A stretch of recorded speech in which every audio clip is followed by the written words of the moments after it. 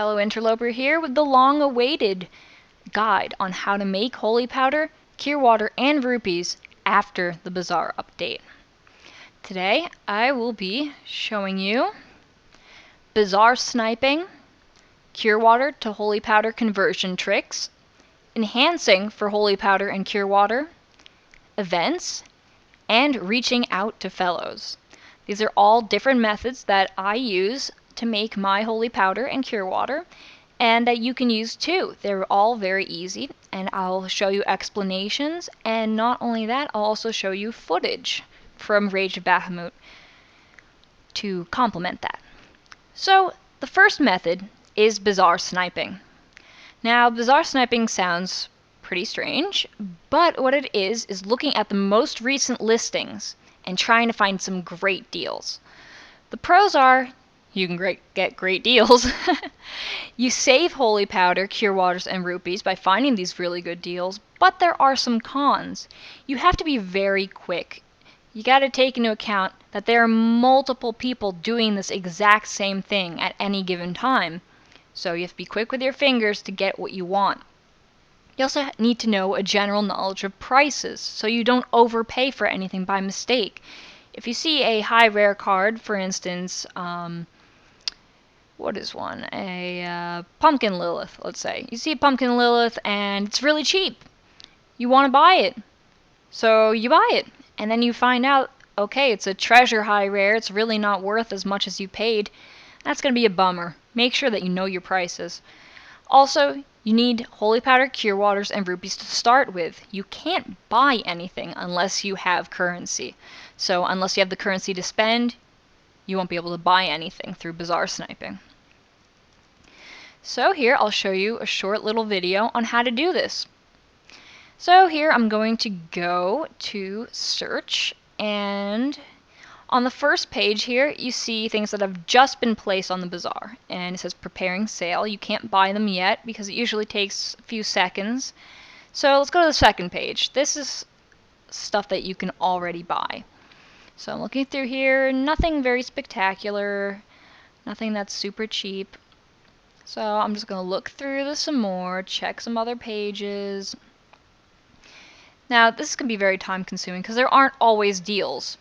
But, okay, I'm going to finish looking at this. I've seen something that is pretty cheap.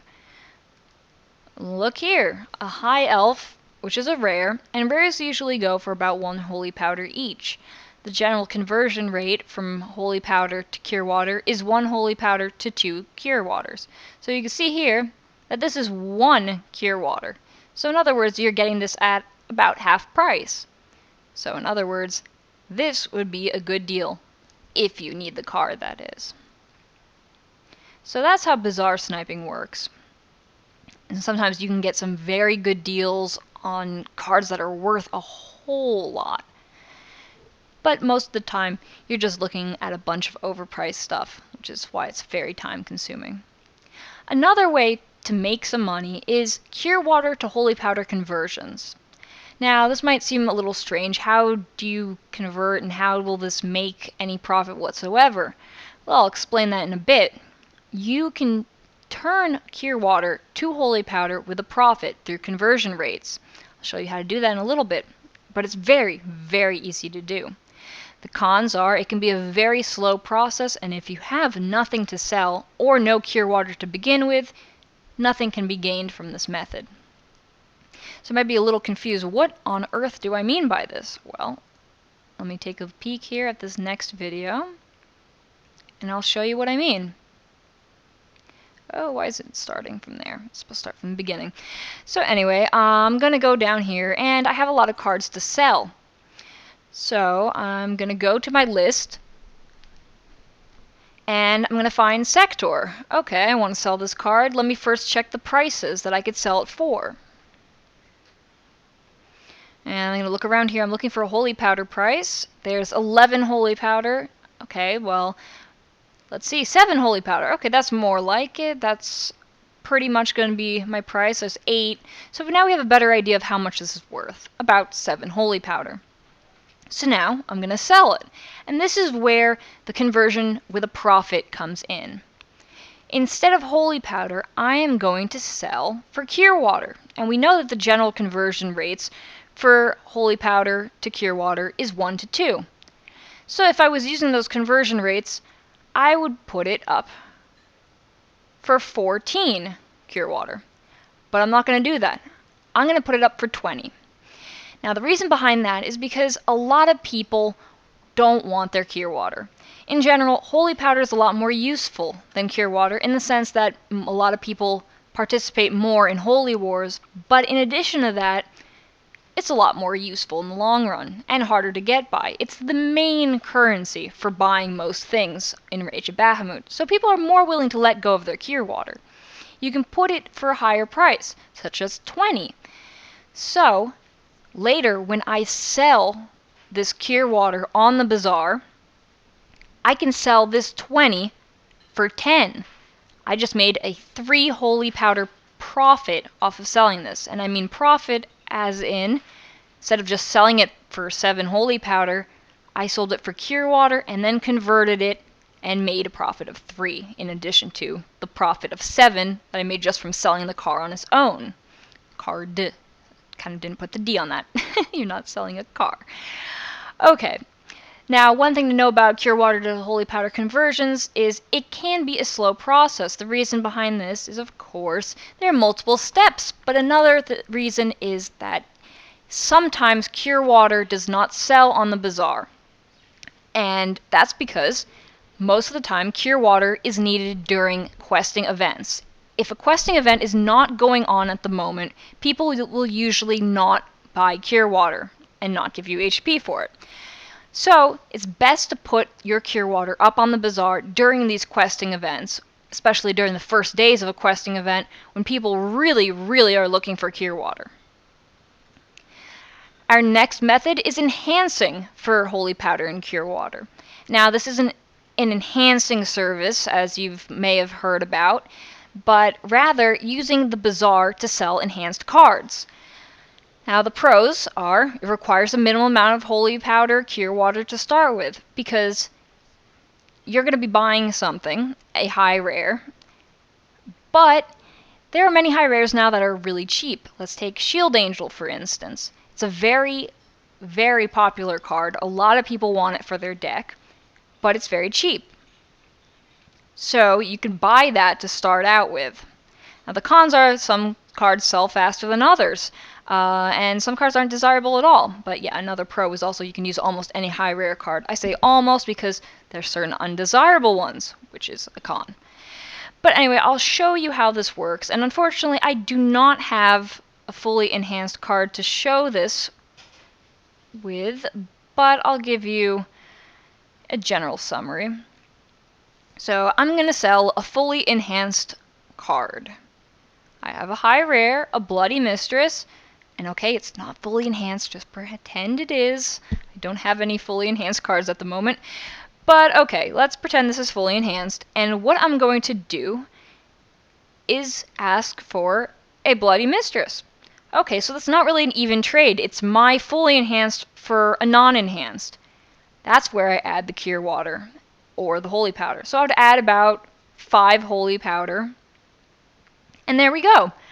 I would then list this up, and I would get back another Bloody Mistress to enhance, plus 5 holy powder. So this is how you would make a profit. You then re-enhance that Bloody Mistress that you got back, and put it up again for another Bloody Mistress and another 5 holy powder.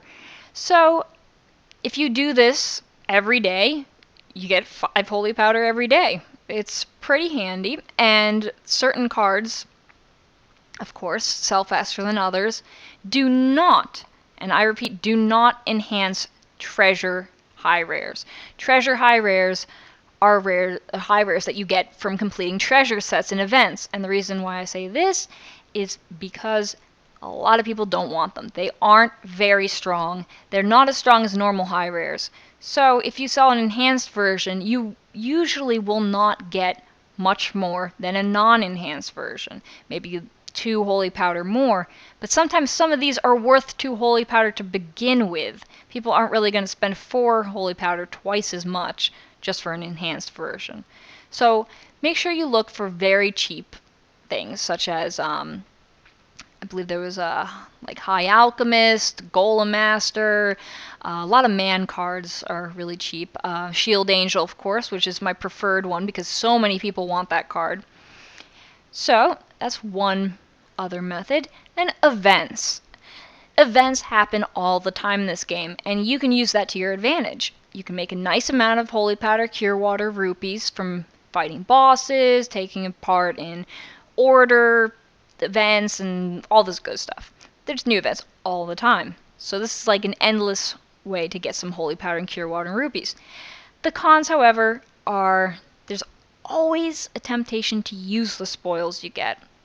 You know, you'll see the ranking rewards and you'll be like, oh, I think I could rank higher. And you end up using your Holy Powder and your Cure Water and you don't end up ranking high. You just wasted all your stuff. So the best way to do it is just to take part in the event, don't use any items, only use your rechargeable resources, your energy, your attack power. And of course, it's not profitable for everybody. If you have a very low amount of energy, you might not be able to participate as much in an event as someone else. Also, you might not have a good enough deck, not enough attack power, not enough defense. You know, it could be anything. But in general, you want to take part in every single event. So, at the time of this recording, there is an event going on. And it is the Halloween event, also known as the Manor of Illusions. So, let me just show you here. You can collect exclusive treasures. So you can complete treasure set, get one of those treasure high rares, which aren't worth a whole lot, but are about worth 2 Holy Powder, 3 Holy Powder each. And then, of course, when you complete all the sets, you get an SR, which isn't worth too much because it's a pretend SR. It doesn't have the true power of an SR. But it's still worth something. And of course you might say, okay, you know, I'm going to proceed ahead, I'm going to get some stuff, okay, And of course, not all events are quest events, this is just an example. But, okay, I got 24 rupees, small amount, still rupees, and okay, I'm getting some crappy cards, but I can use that for enhancing. And then I can sell enhanced cards or use it myself. So, in other words, everything you do in events will make you some kind of currency. And also, rewards. Almost every event has some kind of reward that you get just for participating. And if I go back here, boss takedown rewards. So when I get to quest number 50 and quest number 100, there are bosses, and I get some free rares. And these are free limited edition rares, so I can hold on to these for a while, and they might go up in price. Then, of course, there's individual rewards, which are pretty decent. There's order pumpkin cookie ranking rewards. You know, in other words, if you work together with an order, you usually get some good stuff. And then, of course, there's the treasure completion rewards. There's rewards everywhere to be had. And even if you don't rank high, that's all right. You'll still get something that'll be useful to you. Just make sure that you do not use any of your items for an event. Otherwise, you're really not making any profit whatsoever. Lastly, there's reaching out to fellows. This is more of an old-fashioned way, back before the whole bazaar fiasco. The pros are, it's easy to do, and you can get loyal customers for feeders, and for just about anything else. The cons are, it's pretty time-consuming, and of course there's that horrible 2-week wait for trading between fellows. Now, you might be, okay, what is the benefit of reaching out to your fellows? Well, the thing is, a lot of people do not want to use their bazaar tickets on little stupid things. So here's my friends list on this account. And I'm just going to choose some random person here. And okay, so they don't really have anything on their support list. But basically what I'm going to do is I'm going to type out a message. Let's say I'm selling 5 Angel Queens for 1 Holy Powder each. Send trade. So then I would select all, copy, and then I'll submit it on their page. And hopefully they'll be interested. And other people will be able to see it. And then I'll just paste that same message on my next friend. And I'd keep going with that. So, you know, maybe this person used up their bazaar tickets, but they still want Angel Queens. They can get it from you. so they can do the classic trading. And then, if you don't have any fellows to do this with, there is always the good old-fashioned solution, looking on the battle rankers page. So I'm going to go to the battle ranking, and I'm going to choose the top person. Here we go. This person. And as you can see, they're being spammed, but whatever. Let's put some on their support. And I'm going to say, looking for 3 fellows who are interested in feeders. I sell feeders for cheap. Let's say 1 holy powder or 2 cure waters for 9 high normal. Send fellow request. So I would copy and paste this on some of the high rankers. Hopefully I would get some fellow requests, and then in 2 weeks, when the whole 2-week trade halt, ban, whatever expires, I can trade with this person, and I can sell them feeders, have loyal customers, have a constant flow of holy powder and cure water and whatever the heck I want. So this is kind of more of the old-fashioned way. And of course, that can be a pretty good way how to make currency. So to make a long story short, those are all the different ways that at this time you can make some easy money. Unfortunately, most of them are pretty time consuming. You can't really make easy money anymore. Like back when you could do some free trade, maybe get an amazing deal from someone who doesn't know the right price. Not everybody knows the right price because of the bazaar. You can look something up very easily. So make sure you know your prices, make sure that you don't waste items, and eventually you can amass a good amount of items to use in whatever you want, for building up your deck, taking part in an event, going all out and getting that high ranking, whatever you feel like doing. So I hope these tips help you out, and hopefully you'll be able to get the deck and account of your dreams.